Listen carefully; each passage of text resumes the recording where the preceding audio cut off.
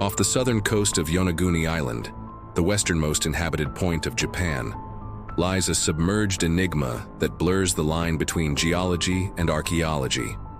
Beneath the turbulent waves of the East China Sea rests a colossal stone structure, marked by immense terraces, sharp right angles, and features so geometric they seem deliberately carved. Discovered by chance in the mid-1980s, the Yonaguni Monument has since become a focal point for intense debate.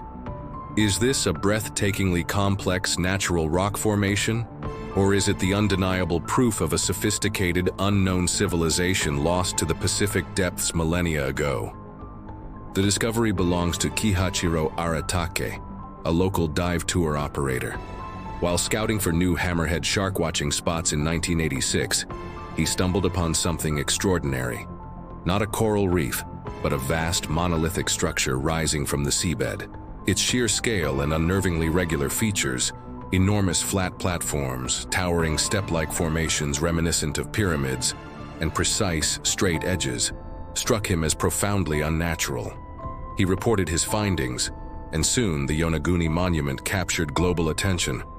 The main structure, often referred to as Iseki Point, is staggering, roughly 150 meters long by 40 meters wide, and rising about 27 meters from the seabed.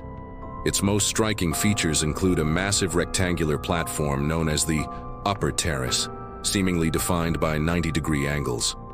Below it, a series of enormous steps descend, creating a likeness to grand ancient ziggurats or stepped pyramids. Other intriguing formations have been identified nearby, including what some interpret as carved pillars, a triangular pool with drains, a feature resembling a giant stone turtle, and even suggestions of underwater roadways. The cumulative effect is undeniably architectural, challenging our conventional understanding of natural formations. The argument for a man-made origin is compelling, championed by researchers like Professor Masaki Kimura of the University of the Ryukyus. Proponents point to the numerous right angles and parallel lines, arguing they are too precise and numerous to be mere geological coincidence. They suggest evidence of carving marks, holes seemingly drilled for posts or wedges, and features that strongly echo known ancient megalithic construction techniques found elsewhere in the world.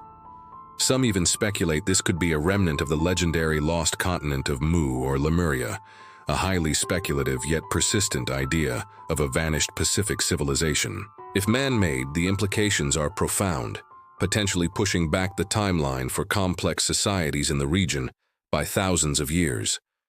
However, the scientific consensus largely favors a natural geological explanation. Geologists like Robert Schoch argue that the monument is composed primarily of sandstone and mudstone layers from the Miocene epoch, rock types known to fracture predictably along parallel bedding planes when subjected to tectonic stress and erosion. The region around Yonaguni is seismically active, and natural processes like earthquakes can cause large, clean breaks in the rock. Wave action and strong ocean currents over thousands of years, they argue, could easily erode the softer rock layers, leaving behind the harder layers as step-like terraces, and creating the sharp, seemingly artificial edges.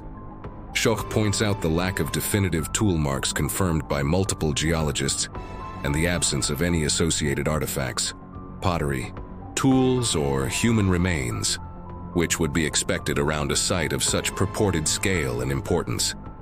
Nature, it seems, can be a surprisingly geometric sculptor. The timing of its submersion, generally agreed to be around 10,000 years ago at the end of the last ice age when sea levels rose dramatically, adds another layer to the debate.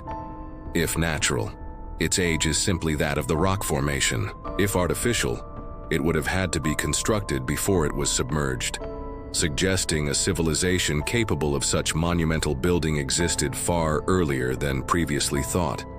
The Yonaguni Monument remains one of the world's most captivating underwater mysteries, a place where colossal stones whisper tales of either incredible natural forces or the echoes of a forgotten human past.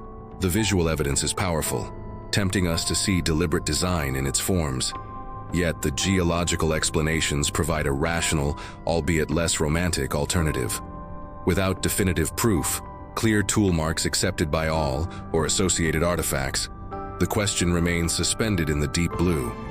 Is Yonaguni a stunning natural wonder, or a window into a lost chapter of human history? The stones keep their silence. What do your eyes tell you?